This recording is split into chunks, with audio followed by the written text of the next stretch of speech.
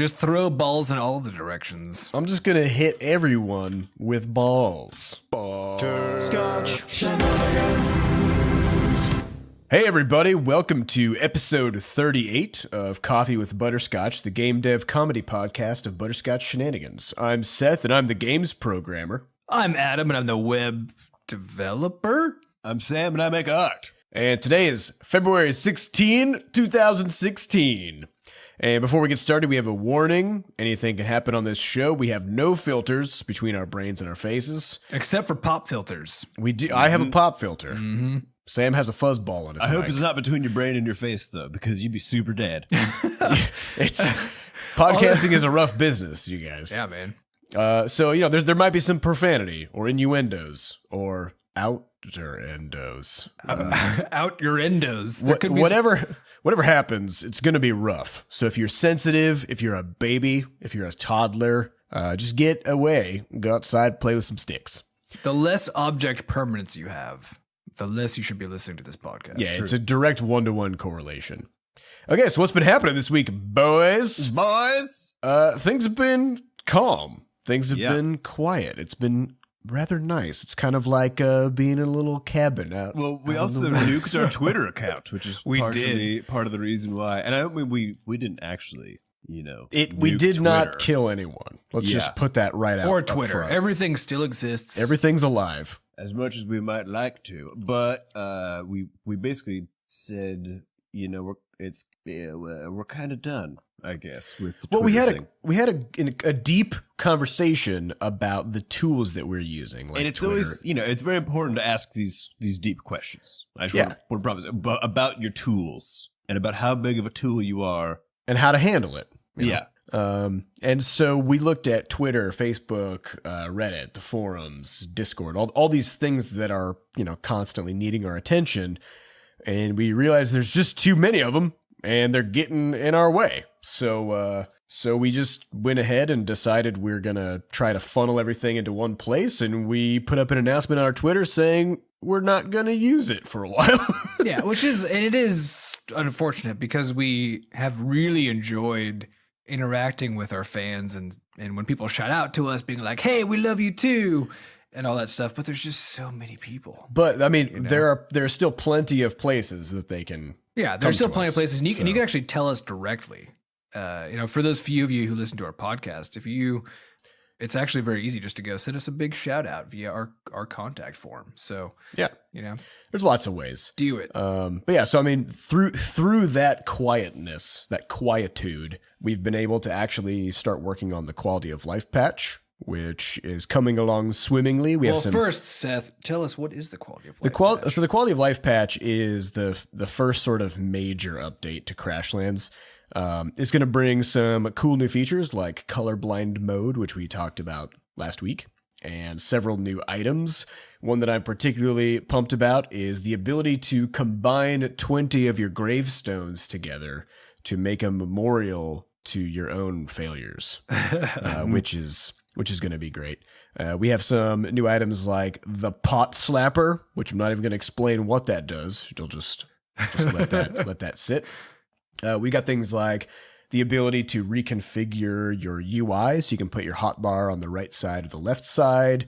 A recipe tracker where you can click on it to get hot, sort of like tool tips, hot tips, cold tips. I think it's hot tips.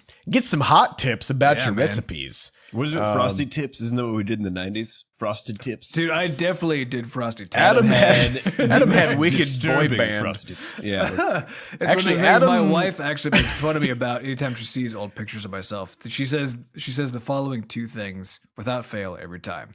You look like a baby. Oh my God, your white tips. Cool guy tips is what she calls them. Cool guy tips. Adam started though with parted hair in the middle. I did. Parted hair in the middle, then evolved into frosty tips. It was a dark time. Apparently. It was a very dark time. Wait, where did the middle part even come from? Because I have yet to see a human. There was a brief moment. Actually, I also want to, just so that Adam's not the only one hung out to dry here. The same 6-month period that Adam had parted hair in the middle, I had a bowl cut. Mm-hmm. So that is a fact. Terrible decisions abounded for 6 months. What was Hey, I to be doing fair, during at that that point, Sam was a baby. Sam was a fetus. He was like 8 cells. He did didn't not even have know what hair object was. permanence. Yeah. Yeah. And then otherwise, that's just what we're working on. If you want to kind of keep up with the patch notes, then do that. It's in the sidebar of the Crashlands subreddit, and you can see us adding stuff to it in real time. Every so if you, often. so if you want to keep up with the quality of amazing. life patch, then I believe actually the URL is bit.ly/Crashlands patch notes. Nice. that might be right. Although the P is capitalized. You have to get that right. Otherwise, God knows where. Otherwise, you could you're gonna end up anywhere, probably in the most horrible porn you can imagine. You know, someone's gonna take the Bitly now for that. We need to get on that. Shit. Oh God. We should No, make it all I want to see lowercase. where it goes. I think we should just let the chips fall where they may on this one. It is the internet. You always know that what you're getting into with the internet is just madness, insanity. You're always you're one click away from porn. That's just how it is. From porn and viruses. That's just the beauty and the darkness of the internet. And we've been planning for GDC, which I don't know, Sam, if you have any thoughts or things to say about GDC. Well, what is GDC is the first question. GDC is the Game Developers Conference, which is out in San Francisco. And we're in St. Louis, so we got to fly over there and then get hotels and stuff. So we got most of that stuff squared away, and we'll be flying into town, I think, on the 12th and staying through the morning of the 19th. And most of the time we'll be going to talks and having meetings with fancy people. Probably not that fancy people, but as fancy as we can manage. And It just depends on what you mean by fancy. And what you mean by meetings. And people. And I people. guess, right? Yeah. Anything could happen, really. We don't know. And so we'll be hanging out over there, and it's a really fun thing. So it's called the Moscone Center is the convention center, and I think it's like 26,000 game devs. I think it's pushing 30 these days. Is it pushing 30? Which is just weird because you're not going to see all of them, but you'll see if you follow certain devs. You'll see these people around, and then you have to make a decision as to whether or not you have the confidence required to talk to them. Which is weird because they're basically computer nerds. Like these aren't right. rock stars. These are just people that hunch over their computers for 40, 60 hours a week like us, and then they go to a convention once a year.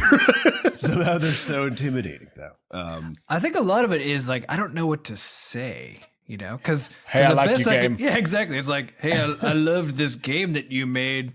And then I don't have anything. But I guess else. think about it like this: what would you appreciate if someone just came up and said? Would you appreciate it? I guess if someone just came up and said, "Hey, I like your games." That's true. Actually, I would. Actually, You'd be like, "Oh, thanks." That's an excellent point. I think I appreciate that, but it's hard to turn that into a conversation. I think Also what's true. better is if you go up to somebody and you just say, "Hey, I really like your game. I was wondering if you wanted to go grab a cup of coffee. I had some cool game design sort of ideas I wanted to chat with you about." No, Just- I disagree. absolutely not. 'Cause I no, don't not believe- not like I have a game idea, but just the philosophy of game design Okay. or something. I don't know, because then you have to come up with 45 minutes worth of talking material, Seth. You're just pinning us into a super deep This is getting conversational worse. hole. Well, but you what's know? the point of just walking up to somebody and for 8 seconds just saying, "Hello, I like the thing you made, bye." I think there's That's some not a value- foundation of a relationship. There's some value in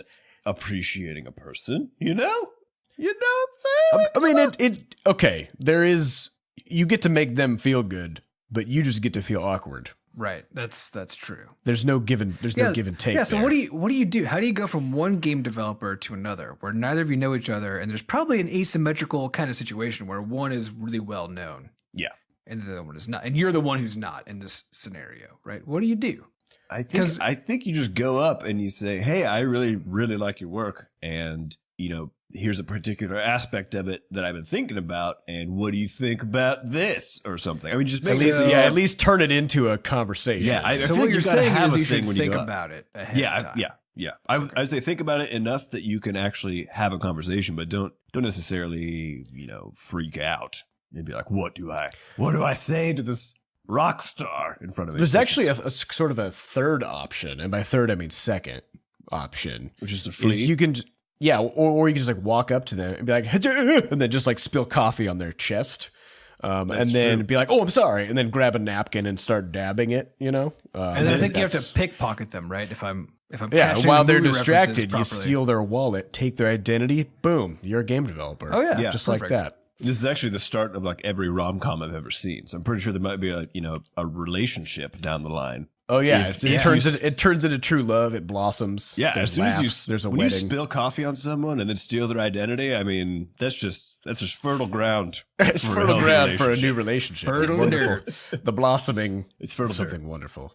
But yeah, So yeah, we'll be at going to GDC. and if you're gonna be there, then you can come by and say, hey, we'll be wearing our Butterscotch shirts the whole time. Not the same shirt.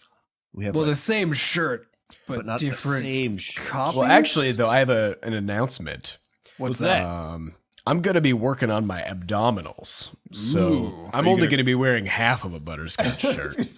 Are you gonna At cut GDC. abs out of the shirt?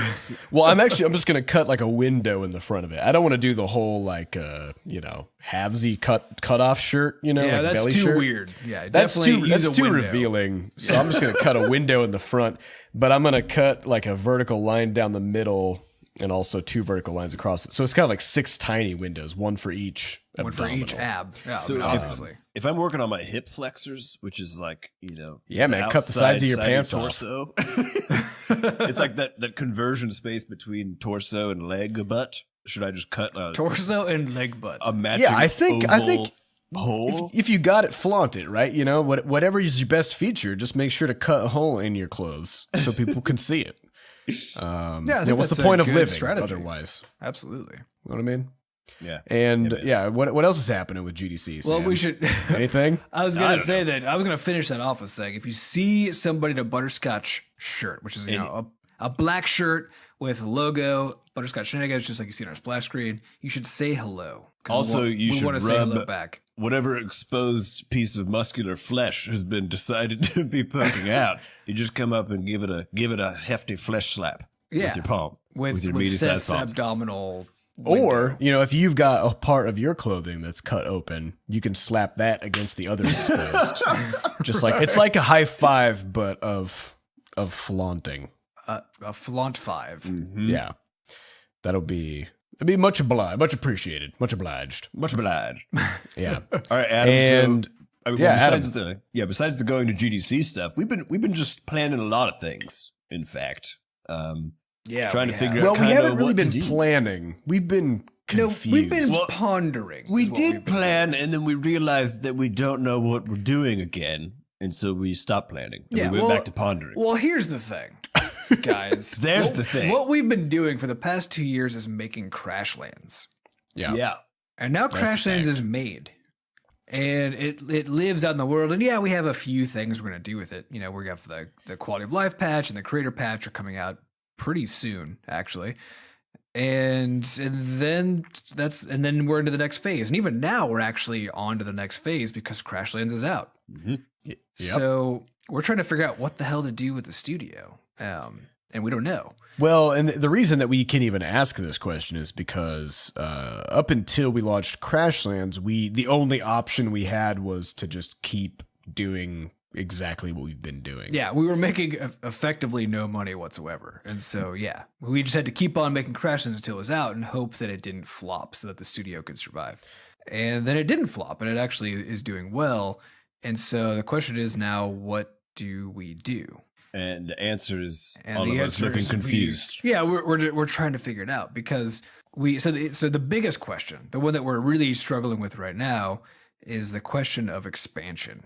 Do we grow the studio? Mm-hmm. Because it's possible, we don't know for sure, but it's possible that we'll be able to. It's possible we can add an employee, which by the way, we're not currently taking applicants, so don't start. Yeah, trying and to also apply. just bear in mind that because we don't know what we're doing, even the prospect of that is super terrifying for us. Yeah, we have no idea what's happening, but we're thinking about it. We're trying to figure out what that would look like. We're trying to decide about the feasibility and all of that. But that made us have to kind of take a step back and ask the question, why? Right? Because right now, is it something we should be doing? is this something we should be doing? What's the purpose of expanding a studio beyond? I mean, right now we have the needs of the studio covered by the three of us. Because Sam, in theory, right? Because Sam is doing all of the art and the vast majority of the PR. Seth is doing all the game programming. I'm doing all the web and tool development, and we sort of have covered all the things that need to be covered. So then there's the question. Well, Why expand?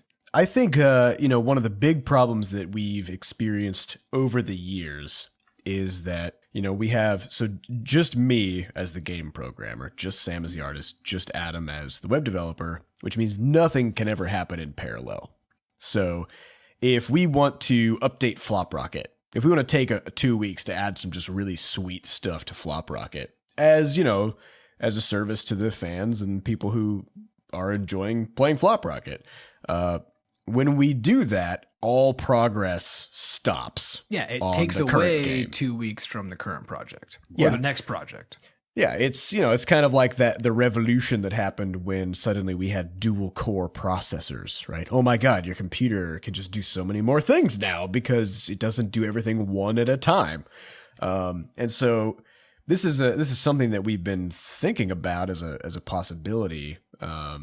But we still have we're just reading a lot of books and also just kind of waiting for things to settle after the launch and trying to figure out if this is feasible. And I don't know. It's confusing. It is. But I mean, I think so. The reason we wanted to actually talk about this is we're trying to be open about what it's like to build a studio. So we want to tell you about, kind of where we're screwing up or succeeding or whatever as we go through the process. And so this is one of these big moments where we need to make a decision about what the future of our studio is going to look like. So we're gonna try to incorporate this a bit more into the podcast than we used to. But there's this question of why, and I think Seth got to a few points about it. But the big one is, aside from the fact that doing any work on something takes away work from something else, which is obviously bad. It's also the case that right now none of us can just take a vacation. It's literally impossible. I forgot about that. There's that little detail. We can't, because if I leave and something breaks with Butterscotch ID, it's just broken until I come back.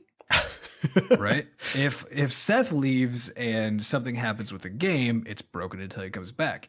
If Sam leaves and there's a PR thing we need to deal with, we don't even know who the hell he's been talking to. Mm-hmm. Right?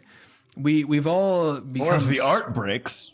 Or if the art stops working. Or if we need an art asset, right? Because art. Shit! Everything's purple. Sam. Sorry. Because, fortunately, Sam's stuff doesn't break, but it still serves as a bottleneck because we still need him to make stuff now and then, right? To move our progress forwards.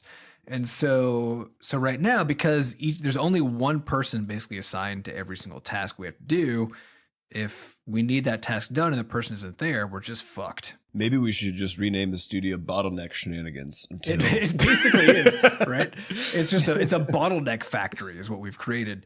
And so to me, that is absolutely the prime driver and rationale to actually consider expanding the studio. Because if we expand the studio, all of a sudden now we have to be considering other people's livelihoods.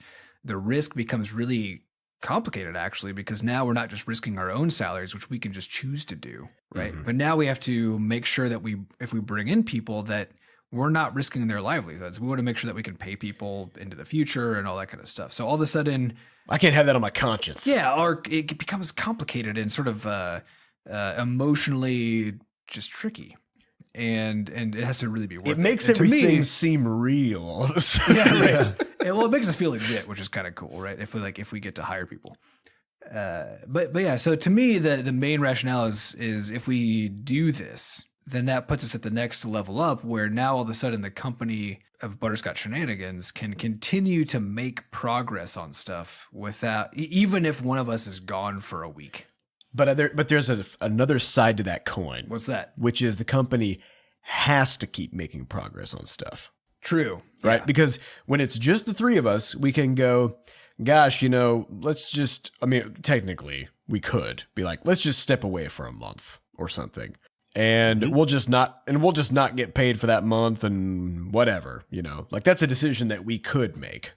But as soon as we get other people's livelihoods tied up in the company, then suddenly there's no more option, right? It's just one of those things. I feel like it's kind of like going from the girlfriend to engaged or to married stage, where you're in it now. Yeah, you're really committing because someone else is involved. And we were laughing about this yesterday, but it's okay if we're kind of fucking up each other's lives as brothers. Right. Well, we grew up fucking up each other's lives. Yeah, that seems acceptable. How we do it. But to go ahead and do that to someone who's just like, who's volunteered An their innocent life, bystander. Yeah.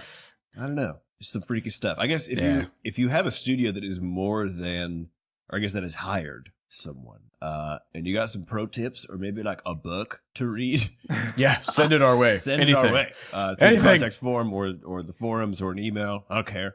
Just send us some stuff. Don't tweet at us though, because we aren't even looking at that anymore. Yeah, we're looking at it. Oh, yeah, and the contact form is id.bscotch.net/contact. Yes. We should make so a you bit.ly know. for it that leads to porn also if you uncapitalize it. Just in case somebody wanted to also see some porn. You want some contact? We'll give you some contact. Give you some very direct contact. All right, so next up is our segment called Here's Some Games We're Playing. Let's talk about that. And I do want to say last week we definitely spent We went a off the little rails. we spent way more time talking we about stayed on the rails. we stayed on the rails for way too long. So we're going to just briefly talk about sort of the big one that came out the past week, which is Firewatch. Firewatch. This is the first game to come out by a new studio called Campo Santo. But I feel like calling them news kind of. That's Well, not yeah, fair. they're made. It's a new studio made of like 10-year veterans or Yeah. more. They've got who a have done- powerhouse of You got They've the done guy all from- kinds of projects. The guy from Telltale. Like You know one of the guy? top writers, one of the guys, the and Telltale then, guy. The art, I can't remember one of the artists' name. I saw a thing about her yesterday, and then a guy named Ollie who did like the sort of illustration style that kind of formed the whole thing. Who's like a really famous illustrator dude. Yeah, Yeah, I mean, Ollie. it's genuinely a just powerhouse indie studio. Yeah. Very interesting. So they spent 2 years making this game based in San Francisco. Let's With talk about 11 people. Let's yeah, and just we don't need to wrap talk it about up. the game yet. We need to No. talk about San We Francisco. will talk about the game, but yeah, first San Francisco. Okay, somebody else roll-up? kick this off yeah, because I'm here's gonna the- okay. I'm gonna throw a blood clot into my brain. Well, this is exactly it. Is I had all this info about the studio listed out for this podcast that we could talk about, and Sam said they were like, "Oh, that's fucking boring," right? And I was like, "No." The point here is why the fuck are they in San goddamn fucking Francisco? Right? Because here's the deal: if you Tell me how are you really feel about if this you matter. are an independent game development studio, meaning you have no money, right? You don't have a publisher giving and you don't money. know whether you're gonna You make don't any know money. when or whether you're going to make any, and everyone's livelihoods in the company are dependent on the success or failure of the thing you're making, right? There's no lifeline. That's what it means to be an independent studio. Okay, that's all awesome. Now, for some reason, every fucking one of these independent studios goes to San Francisco. They're like, this is the place to be, right? Now, yeah, absolutely, there's awesome stuff there. There's no doubt about that. But here's the But other there is thing. awesome stuff everywhere. There's awesome You know, stuff if everywhere. you're- But here's the most important thing: the cost of living there is fucking outrageous. yes. It's outrageous, Let's right? talk How about that for a how minute. outrageous is it, Adam? Perhaps we should- if we had some statistics. Perhaps if we had some. Okay, so I'm actually in Dallas right now, where the cost of living is actually also quite low. Sam and Seth are in St. Louis. I'm moving to St. Louis, so we'll talk about St. Louis.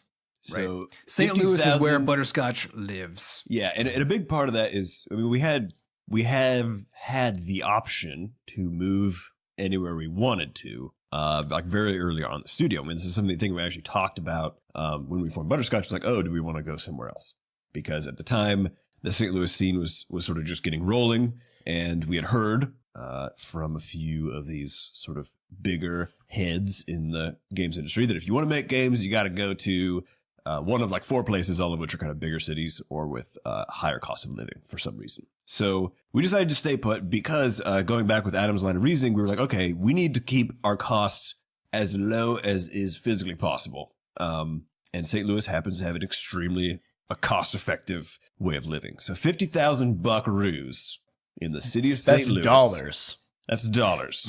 That's Dollaroos. the nickname Here of in St. American Louis, dollars. we call them buckaroos. So if you got 50,000 of those St. Louis buckaroos, that's going to be equivalent to making $94,000 in San Francisco. $94,000. We That's almost basically twice need as twice. much. Yeah, twice as much. Well, I believe money. they call them dollarinos, to be fair. So they do Yeah, convert that's- into dollarinos. I believe they call them organic dollars. yes. They are. San Francisco. Yeah, I mean that's part of why Free they're more range expensive in dollars. San Francisco. Is Yeah. their free range. And so, I mean, if you're talking about paying 11 people who are like the top-notch folk in San Francisco versus I mean, frankly, anywhere else. besides, like, New Literally York. any other place in the universe. I mean, just compared to like St. Louis, I mean, you're looking at almost like a half cost situation, which extends the lifetime of the studio and lowers the bar that you have to leap over in an extremely volatile industry, where you can work for 2 years on something and have, nothing happen at the end of it. And granted, like, yes, they're a powerhouse studio, and yes, they have all sorts of indie sort of connections that they built up. And so, sure, like in their case, it's not going to go sideways. I mean, obviously the game is launched very, very well.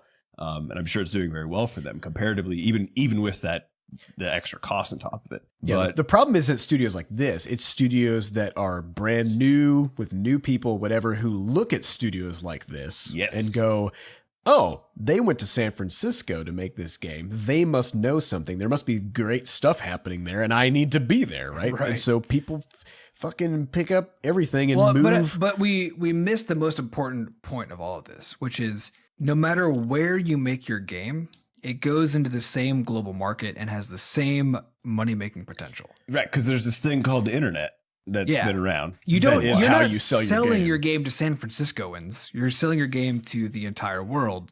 And in fact, San Francisco represents a tiny, tiny fraction of that, of people actually buying your game. So the cost of living for the people buying your game is way lower, right, than your own cost of living. So if you are living in a place that has as low of a cost of living as possible, your earning potential is exactly the same as if you live in San Francisco, which means your ROI is like infinitely higher.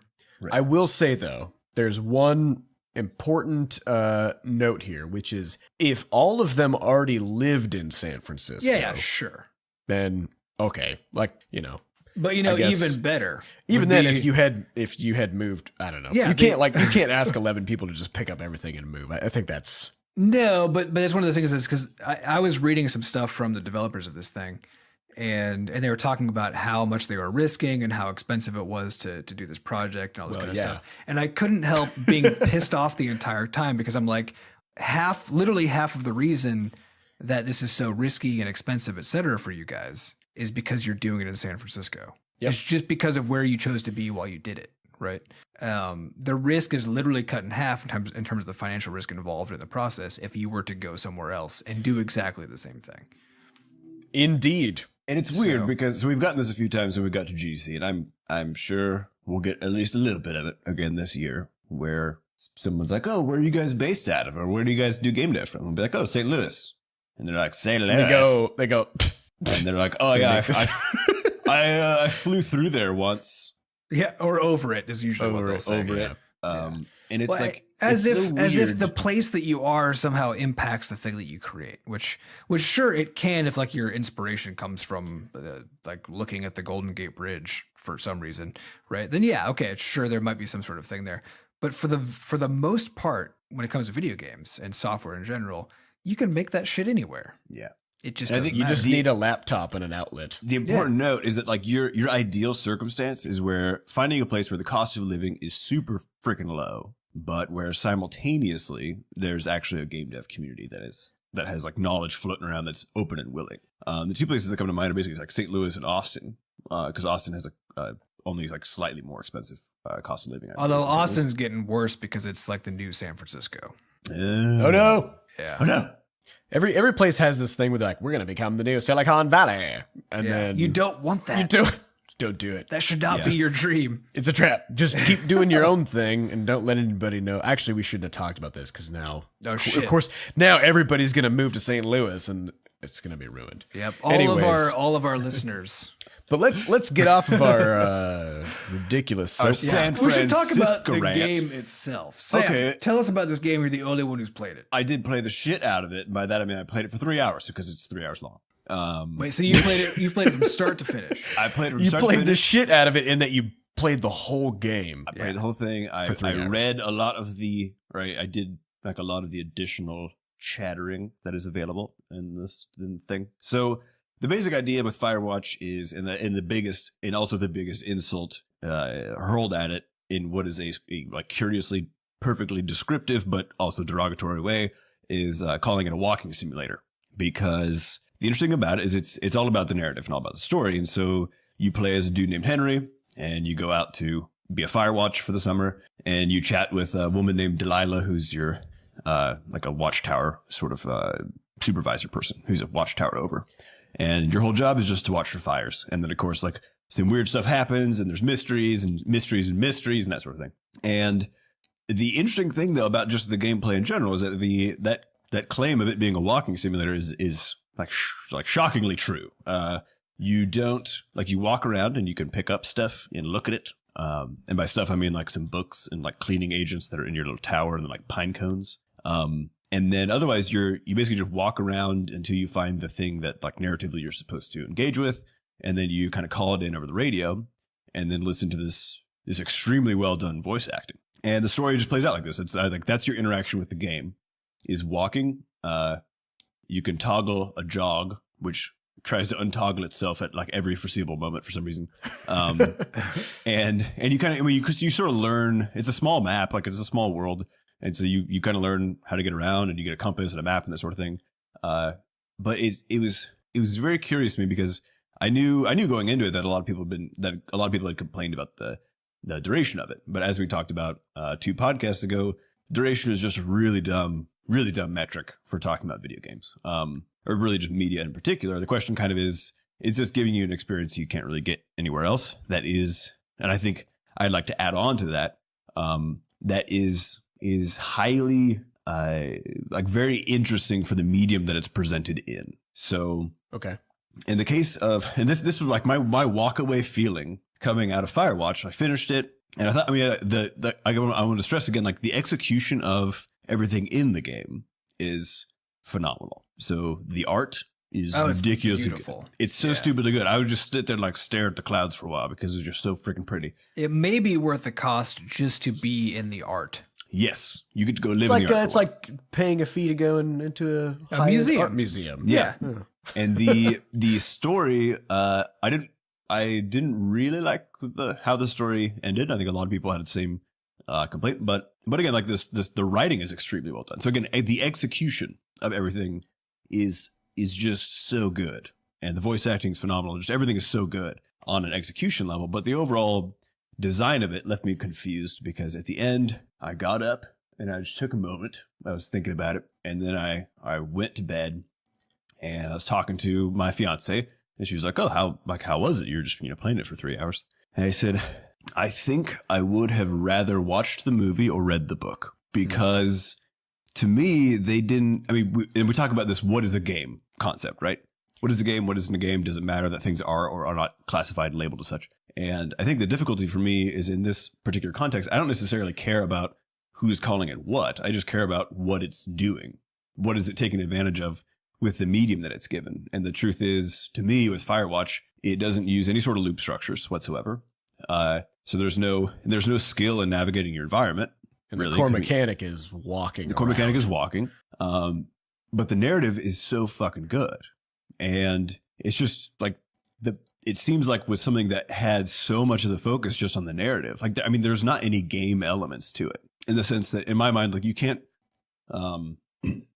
die. You can get like lost for a while. You can you lose? Is there a lose condition? No, there's no lose condition. There's no there's no failure state. There's no setback condition either. Are there important decisions that you make that can lead in some sort of an outcome that changes things? It's so you just kind of linearly move through. It's like reading a book. Then let me put it this way: it's like just if you going through a story as it's presented. Right, exactly. If you took Crashlands and made it so the only thing Flux could do was walk, and you just walked from outpost to outpost and uncovered stories, and then like told other people about them, that is what the game would be. And I personally would not say that is, to me, it's not taking advantage of the medium that it's presented in, which is why it didn't quite make sense to me. Well, right? let's talk about this question though, because I think there's always that discussion that you kind of glossed over this, but that question of whether something is a game. And I often hear this phrase thrown about particularly by indie developers who say things like, we still are just barely like at the tip of the iceberg for exploring what a game is. And I just don't think that's true. I think we've mostly explored what games are. And now what we're doing is we're creating entirely different things that aren't really games. They don't have anything in common with games other than that you use a keyboard to interact with it, right? Right. But I don't mean that in a bad way. I don't mean that in a derogatory way. Like this phrase of walking simulator. I feel like that's kind of that's a derogatory term. Like it's meant to be insulting. Because it glosses over the important part, which is the story. Exactly. Yeah, that's the truth. Is that the focus of Firewatch is not on gameplay. That's just 100% true. Yeah, there is no game. There's no gameplay. There's no playing happening. It's an interactive story. Well, yeah. So Sam, here's the question. Given what you said about this, where is this because because things are generically presented as games when they're in the medium of a thing you interact with on a computer, right? Mm-hmm. But because this thing actually isn't a game, then you came in expecting to be something that it wasn't. Because I'm actually not convinced that it makes sense to say it's in the wrong medium, because you would have preferred to read the book or watch the movie, right? Because the fact is that there is a value to, even if it's a linear story that you follow and you mostly are walking around and there aren't any rules, etc., but that you're playing the part of a character in a narrative. I think there's real value in that makes the medium really interesting and valuable, separate from. I'm not saying there's no stuff. value in it. I'm saying the difference in what you're delivered between, say, a book format, an actual just written story of this, and what you get in a video game format of it, is that in the video game format, what happens is there's occasionally like 4 to 6 minutes between any pieces of dialogue that move any parts of the story together or that expose some nature of the character. And to me, if you're talking about just like purely doing story stuff, then I mean, it might just be the nature of Firewatch being this sort of like you're going out and you're running around and finding things in this particular map, right?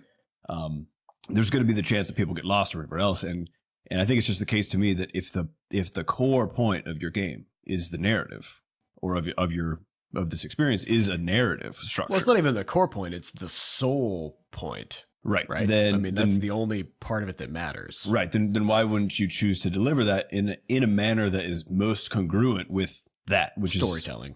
But again, that's where I think you're kind of taking your expectation of how things should be, right? Because for you, what you're explicitly saying here is that if it's a story, it should be in a book, right? What I'm saying is there's not any question of shoulds. I'm just saying that the experience that I got from walking for 4 to 6 minutes between pieces of dialogue, when dialogue was the only thing available to entertain me besides the thing looking good, means to me that it's not able to take full advantage of the medium in which it's okay. So you're saying that the experience of the world outside of the narrative, correct, was not I guess worth the time that it took to have that experience. Yeah, I think it's a beautiful world and it's fun to walk around in for certainly a few minutes, take some screenshots or whatever, but it doesn't change over time. There's also a curious, complete lack of wildlife. I found a butterfly, but that was it. I saw a screenshot of a deer once. That's just the opening piece. That's when you walk in. Oh, okay. Like elk. Okay. You never see any other animals after that. Which is just a little. That was one piece where I was like, guys, this is a mod project. But is it true though that I mean, do you think that these parts in between the dialogue, where you're out in the wilderness looking at this beautiful landscape, does that do a proper job of sort of setting the mood that you're supposed to be in? Because it seems to me that that would be the idea, right? Is that you spend these several minutes wandering around, you feel super lonely because you're by yourself, but you're in this beautiful sort of landscape, right? Yeah. And it's properly setting the mood for the narrative. I mean, you're right in that. So video games, there's one power of video games that I think whenever these discussions are had, gets left out. And I have left it out also, but that is the power of immersion, of this actual feeling of being in a place, right? And delivering that. There's an obvious reason why 3D games tend to be way more immersive than 2D games, right? It's just because of the fact that it's easier for your brain to put itself completely in that world. So yeah, I think you are 100% correct that being literally in a 3D representation of that world. While in those in between parts, certainly does set the mood very powerfully for these various things. I'm just not. I'm not particularly convinced that I guess there's not a question of like should it be a book or should it be a movie or whatever else. I'm just saying. You're saying would it be better as one of those things? I'm just saying would it be Probably. worse? Would it be worse? And I guess my answer is no. I don't think it would be worse if it was a book. I honestly don't. I actually think it might actually be better. So you don't think it being sold through Steam branded as a game? I don't think it's bad. Made it or improved the concept. Correct. Yeah, I think it just didn't add. It didn't actually add much value to it. I think if this was actually a 3D movie, I think that would have gotten the best of both things, honestly, because you get that immersion, you get that beauty, you get the narrative, and then you don't have to sort of wander around weirdly for 4 minutes and get lost or stuff like that. So just have those gaps. That was my feeling about it. It's like it's not that it's bad. Actually, I think it's quite good and it's very interesting. And if you're the sort of person who just really likes narrative, you're gonna love it. Absolutely gonna love it because it's very well done, like I said. But I think as far as this question of like, is it a game? What's a game? Whatever. I don't really care about that particular question. My question is, does it seem to take advantage of the medium that it's in? And my answer to that is just no. So that's what I think about Firewatch. Interesting verdict. Yeah. I'm curious to hear what our listeners think about this. I hope maybe someone can swear at me. So. And I also want to just, before we get into questions, I just want to reiterate, I think all three of us are on the same page when it comes to like, we support everybody doing all kinds of really interesting stuff in this medium, in things that like people call walking simulators or whatever. I think they have a really awesome place in the world of gaming. I think personally, I just think we don't have the language to talk about them effectively. Well, and in fact, calling it a game does a disservice to the thing. Well, that's exactly agree. what I think. I think it makes it less than what it is because it's not an appropriate label. To me, it's sort of like we have the concept of drawings and we have the concept of a novel. And if you have something in between, it's a graphic novel, right? Where all of the story is delivered through a combination of pictures and text. And then we have poetry and we have games. And then we have this thing that people just call an art game, right? Where like, it's not really a game. Like it takes advantage of some of the capabilities that games have, but it is not a game. But it's also not a poem by itself. It lies somewhere in between. Or something like Firewatch, which is mostly a story, but very vaguely a game. Yeah. And I think the problem is we just don't have a name for that. Like everything just gets thrown into the game pile. And I do think it does those things a disservice. Yeah, and it really does. And to me, that's kind of the interesting part of the whole quote unquote debate about whether these things are games. To me, that's a stupid question, right? The important thing is, what do we call this thing that does it justice so that when people are presented with it, they know what to expect and therefore treat it accordingly? Because if you approach this thing as a game, meaning you expect there to be a set of rules that you're given, that you're supposed to become an expert in those rules. Because to me, what a game is a set of rules that you're supposed to use to solve problems. And master to solve problems. And the thing with narrative, these experiential narrative things, is that for the most part, they don't have rules that you have to follow to solve problems. You just go through some sequence of events. So I guess what would you, based on what we've talked about, what would you refer to Firewatch as? Because I'm in agreement that it's not. I mean, I would call it an interactive story. Yeah. Right? That's what it is. And there's nothing derogatory or wrong about that. It's an accurate description. It's an accurate description. It's a better way to classify it. So that if you go out to look for, if you don't want to read a book because you want to be able to feel like you're immersed in a beautiful visual world. Yeah, pick up Firewatch. Pick up Firewatch. I mean, Jesus, that's fucking gorgeous, right? Yeah. And the story is meaningful and it's deep. It tugs at your heartstrings, right? It does all of those things. And so it has true, real value. But if you go out looking for a game and you pick up Firewatch, you're going to play it and be like, I'm bored because I don't feel like I can become an expert at this thing, right? Right. I don't feel like there are rules that I can learn and then go use, because the fact is you don't have much of an impact on the outcome of anything. Because this is not a game. Yeah, it's not a game. And again, there's nothing wrong with that. And I think it's a problem. Something else. It's something else. I think there's a problem that people on both sides are trying to claim that these things are games on one side, and then on the other side are being very derogatory towards these things because they don't see them as games. Yeah. It's tricky. Yeah, it's like I mean, in that regard, like when I, back to my point earlier, which I should slightly revise in this after this, which is that the question of it taking advantage of the form that it's presented in, the game does take massive advantage of the 3D nature, the spatial nature of, and I mean the audio and all that stuff, the delivery of all that stuff, to a T. It's executed perfectly. When it comes to actually delivering those things as a game, so as like a full keyboard mouse setup, slightly less, right?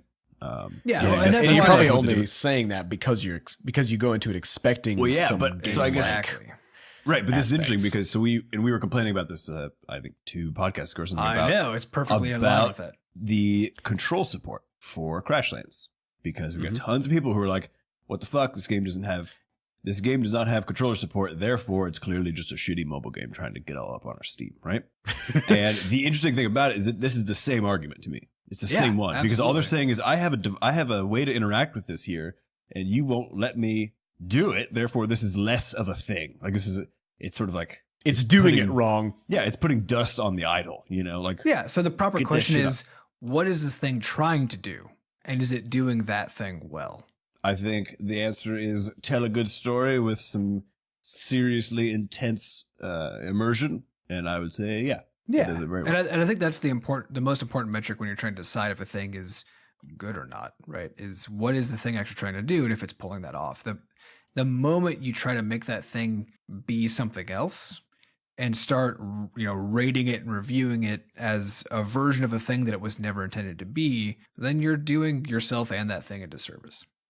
Agreed. All right, let's hit some questions. Yeah, I feel like we solved it. I feel like we solved the problem. Everybody good? About whatever we were talking about. Mm-hmm.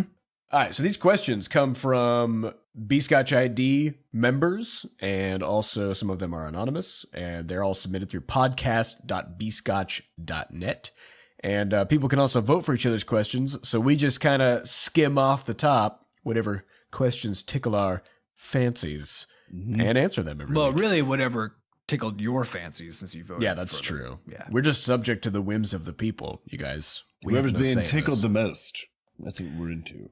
So first question comes from number 1 Australia fan Mia Kitty with 17 upvotes. We're getting up there, guys. 17, that's a lot of upvotes. That's not the question, though. The question is, so now that Crashlands has been out for a week or so, which it's been out for 3.5 weeks by now, what's the stats? Number of copies bought, average game time, number of completions, and while you're at it, what are the stats on the old games now that new players are discovering the old stuff? So I just want to jump in before we actually throw any stats out there. I think we've all sort of agreed that at no point are we going to disclose actual sales numbers on Crashlands, primarily because what that number represents can be misleading. So we're just not going to worry about it. Well, and on top of that, all of the stores, part of the agreements we have with the stores agree that we will not actually disclose most of that kind of stuff. Yeah. So we don't want to and can't. Just know that it's okay. It's fine. But we still can say quite a bit actually, because of things like piracy and all this kind of stuff. We have some interesting numbers that we could throw out. So I'm gonna start throwing some numbers out. Hit me in the face with numbers, Adam. So to start with, let's just talk about the total reach that Crashlands has had. The number of people actually playing this game in the 3.5 weeks it's been out. There have been, including pirates. There have been 800,000 Android installs. Whew. We definitely didn't sell that many copies, I'll tell you that. We did not sell anything even remotely close to that many copies. The piracy rate, without a doubt, on Android is over 90%. So, which is actually what we expected, and in fact, it's a little below what we expected. Yeah. Curious. So whatever that's worth. So we have 240,000 iOS installs. And we know that many of those are also pirates, so this. Well, and also remember that installs doesn't mean people. That just means number of devices that have the game on it. Correct. So. And we know based on the data that we do have that that a maximum of about 20% of installs are the same person installing it twice on multiple devices or reinstalling or whatever. Yeah, like I think it's 20 to 30 depending on 20 to 30, yeah. platform. So meaning these numbers could be significantly higher than reality, but they're not like twice as high. But that's kind of cool. So we like to compare stuff to our hometown and state. It's like a million people then, right? Of Iowa. Yeah, that's 1 million people between those two. So I mean, not paying people, but people. But people, most of them not paying, in fact. Definitely most of them are pirates. But this is kind of fun for us because we grew up in Iowa, which is, one of the smaller states population-wise in the United States. It's about 3 million, right? It's about 3 million people. The capital, the largest city in the capital, Des Moines, has 205,000 people. Meaning we've had more iOS installations than there are people in the biggest city in Iowa. So it's kind of fun for us. It's probably for most of you don't give a fuck because you don't give a fuck about Iowa, but we care about it. I like to measure it in Grinnells, Yeah, which is the town we grew up in. right. That's 10,000 people. So it's 24 Grinnells. That's a lot of Grinnells. That's a lot of Grinnells. It's just on iOS. I mean, that's like That's on 100 iOS. Grinnells. 100 Grinnells with all those damn Android pirates. Again, I want to reiterate though, that's not sales. No. That is number of devices that have the game installed on We it. can't even tell you how hard we wish that was sales. So the next one is, so we're on 3 platforms, right? We're on Android, iOS, and Steam. So on Steam, we have 125,000 installs, which would still make Steam installs the 3rd most populous city in Iowa. So I guess congratulations us for being one of the most populous cities in one of the least populated states. So when you say Steam special installs, medal. really you just mean PC and Mac put together. Correct. Right. Okay. Because we can't tell the difference based on our stats. Right. So that's pretty cool. So we've got well over 1 million installs of Crashlands, That's pretty neat. which is really cool. I mean, it sucks that almost all of them are pirates, but it's pretty cool that we have that many people installing the game. Remember, if you are making a paid game, you're actually making a free game. Yeah, you're making a free Just keep game that in that mind. some people pay for. You're making a free game with a full version unlock that a few people are going to pay for, and it happens before they start playing. right. So, Yeah, it's a little, our industry is a little wonky. Okay, yeah. so that's the What total else you got? people who have actually installed the thing. Okay. Okay, now if we look at people within the Butterscotch ID network, Mhm. there are 90,000 people who have logged into Crashlands and logged at least some playtime. That's pretty good. That's fucking awesome. That's actually. That's 9 Grinnells. That's 9 Grinnells of people Oh, you mean, Yeah. okay, yeah. Logged in with Butterscotch ID. logged in with Butterscotch ID. And all the stats that follow are only for those people because it's the only people we have any stats on. And remember, just if you use your Butterscotch ID, that lets you keep track of stuff that you can carry from game to game and device to device. That all is stored on our servers, which means we can also look at it, right? So that's where this comes from. We're creeping on you, boys. We're creeping on you, guys. but For science. for science. So this is all aggregate data. We're not looking at individual people. Blah blah blah. Privacy is important, and piracy. Blah, blah, happens a blah. lot. Blah blah blah. Okay,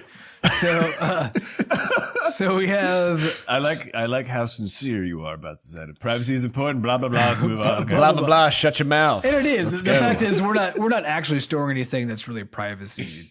Yeah. It's just so- stuff like playtime. Yeah, it doesn't even whatever. fucking matter. I don't know, man. The NSA, they're going to string that together with other variables. Next NSA, thing you know, big you're on a brother. no-fly list. Oh my god.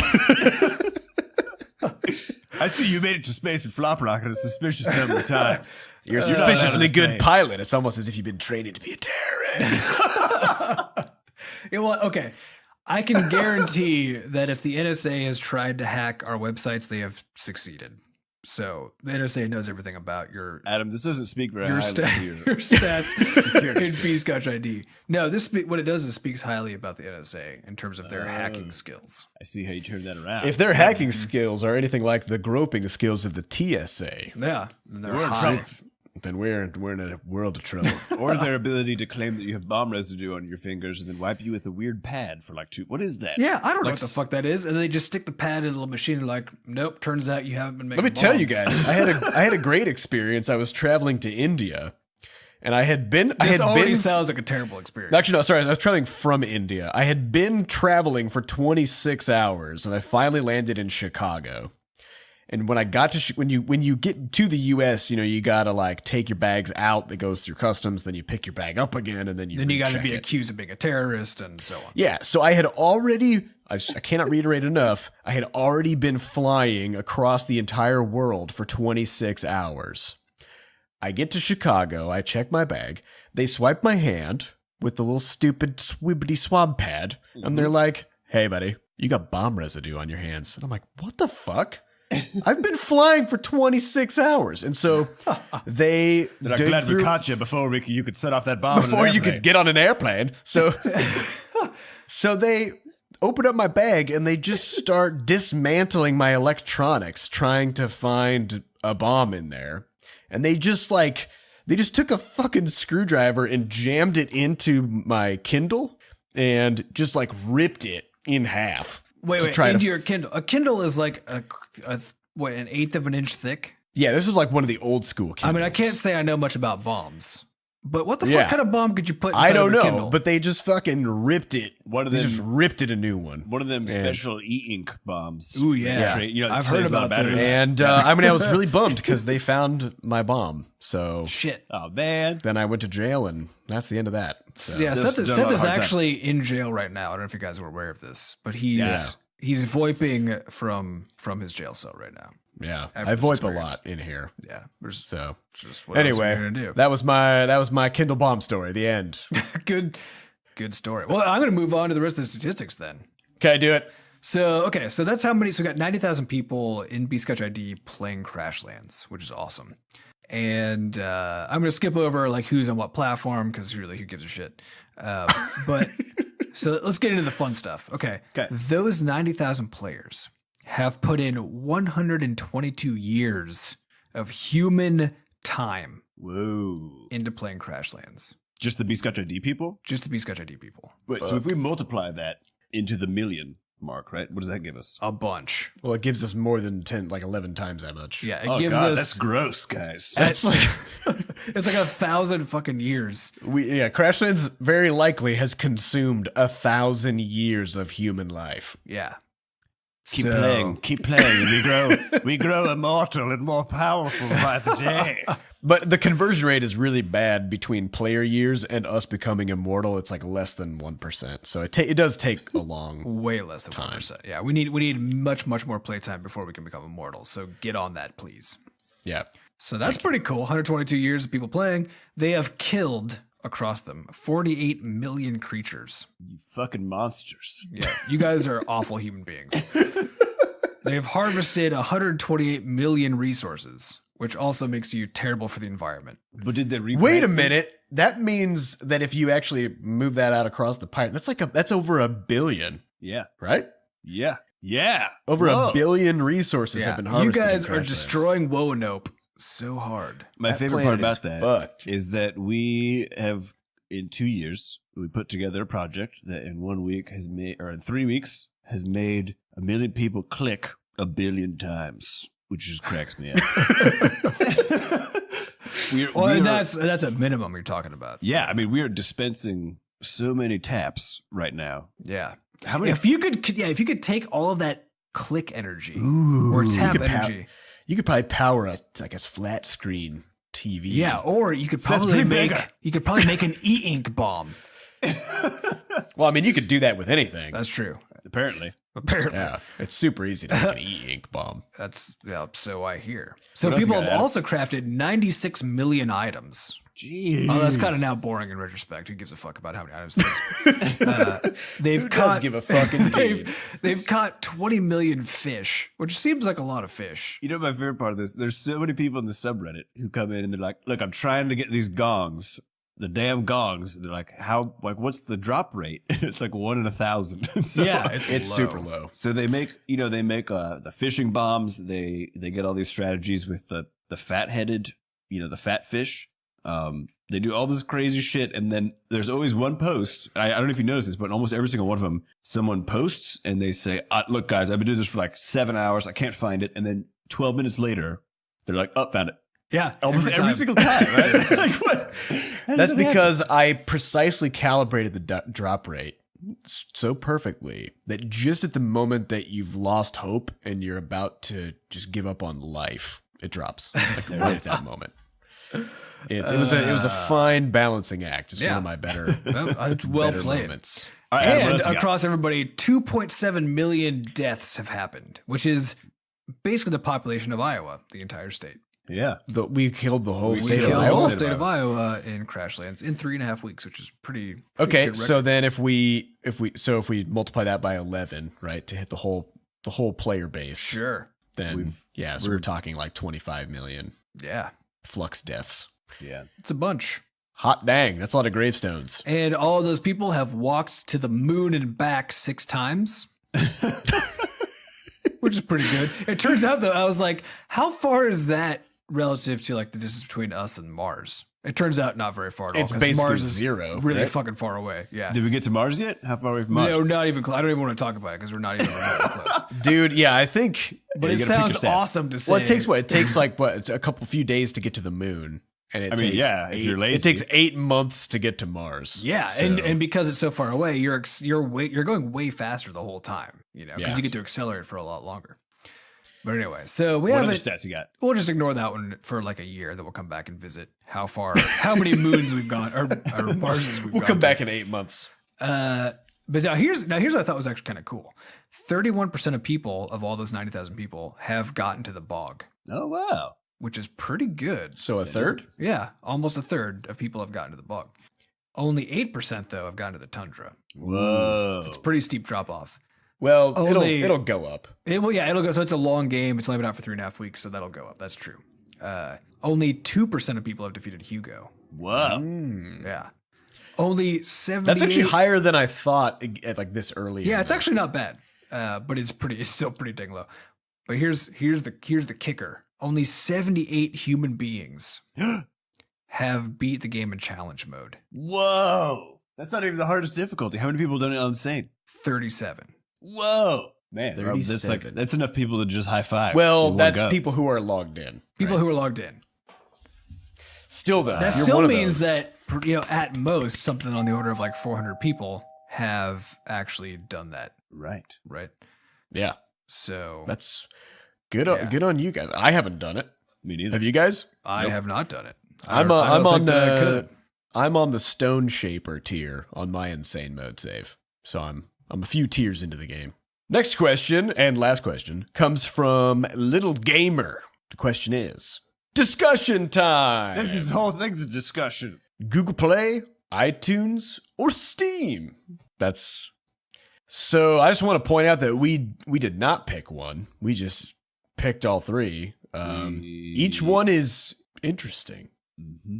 I don't know. Well, okay. What do you guys? So wanna say here's about what I'll Great say. point, Seth. What I'll say is it sucks as an indie dev to be completely 100% dependent on a store and how the store decides to present your game, it? Especially just one store. especially just one store, to be successful. Meaning, if any one of those 3 stores didn't showcase our game during launch, which we were super lucky that all 3 did to some extent or another, then on any particular store, we would have failed. Mm-hmm. And if we were only launching on one platform, like say we only launched on iTunes, and they decided not to showcase our game, that would be it. The game would be worth nothing. Yep. After 2 years of work and all this blood, sweat, and tears, we'd launch the game. They'd be like, Well, it wouldn't be worth nothing. It'd be worth like 1/100th yeah, or less. Maybe. which is effectively nothing because it would actually it would make it so that we couldn't survive as a studio. So I would say the fact that we as indie devs are so dependent on these stores makes all of them kind of suck, Yeah. because like Well, they're great when you're on the front page of them. yeah. So for But actually if you aren't, then it's awful. right, which means that for us they've been great, right? And in the general sense that like for most people they suck horribly, all 3, because most indie devs fail on their launch. Well, they failed to get featured. They fail to get featured, which just means they fail financially also. Right. So we were very lucky in that we did not. So for that we can be very thankful to them. They're basically our gods, is those 3 stores, right? And so we prayed to them over and over again. We made sacrifices to them, and So actually, though, I have an Fortunately, answer. I have an answer to the question. I killed a goat. So the question is Google Play, iTunes, or Steam. My answer is Butterscotch ID. yeah, That's fact. that's the answer that we came up with as a studio. We were actually talking to our buddies over at Graphite Lab yesterday about this very concept. Who's Graphite Lab? Graphite Lab is sweet guys. Yeah, they're a studio also here in St. Louis. They're working on a badass game called Hive Jump, and it's still quite a ways away, but we're actually going to go play it sometime soon and give them some feedback, so that's going to be fun. But we were kind of talking to them about how, as an independent studio, if you purely rely on these stores to feature you as your only means of getting exposure to players, that is so fucking risky. Yeah. Like that's a losing proposition in the long term, because when we first started, every week we had to compete with 500 to 700 games that week for those feature spots. Now it's in the thousands. Who knows? 5 years from now, maybe it'll be in the 10,000s. And every week there are more losers than there are winners. Same number of winners. There's the same number of winners, which is like 2 to 3, and there's way more people who just couldn't get anything out of it. And so for us, Butterscotch ID has been our way to break free of that constraint, and we're still growing it and we're still kind of developing it. But the idea is basically, if we have thousands of people in this system who we can just send an email newsletter to whenever we launch a new game and say, hey, if you liked Crashlands, check out our new thing. Or we can send out information on updates about the game just to kind of keep people in the loop. Let them know if merch becomes available, if they might be interested in, whatever it is that allows our players to just, keep an easy eye on us as a studio and be reminded that we're doing stuff and that we exist. It means that when those launch days happen, we don't necessarily have to be at the exact number one feature spot to still have people know that we're doing something. So that's been kind of the goal with Butterscotch ID. And it's, like I said, it's still coming along, but it's starting to work, I think. I don't know. Do you guys have any other thoughts on that? I think that's a good answer. Yeah, I think you're absolutely right that you don't get to pick. You don't get to be choosy. And I think whenever we hear people being like, yeah, we're just launching on iTunes, but we're using Unity to develop this game. We're like, why don't you just put it on everything? Because because honestly, you can, and it's super risky actually not to. Yeah, it might take you, a month to do a green light. It might take you like a week or two to figure out Google Play integration stuff. But I mean, the extra risk mitigation you get from that is huge. So do not play with all three of these platforms. When it comes to Amazon or other smaller platforms, you can ignore them. I think I can safely say that. We know that the amount of extra revenue you get from those is not as potentially large as. Yeah, I mean, if you like itch.io is going to be, I don't know, maybe 0.1% of Steam sales. Amazon would be like a few percent, of say like Google Play sales or something. It's just go where you're going to get the biggest group of people, the best exposure. Mm-hmm. So, all right, well, I think that's all we have time for. We kind of went a little over budget today. So I hope you guys enjoyed the podcast. This has been Coffee with Butterscotch. And if you want to check out our games, you can head on over to games.bscotch.net. So maybe if you've been a fan of Crashlands and you want to scope out some of the other stuff that we've got, just head on over there at games.bscotch.net. We have links to everything. We also have a great community over at forums.bscotch.net, and we lurk there as well. So feel free to jump in, ask questions, say hi, tell us some stories about yourself, do some fan art, whatever. Just throw some stuff in there and see what happens. And if you want to get questions on next week's podcast, head on over to podcast.bscotch.net and ask away. And as always, thank you all for listening. We love you all, and we will see you next week. Goodbye. Bye. Bye.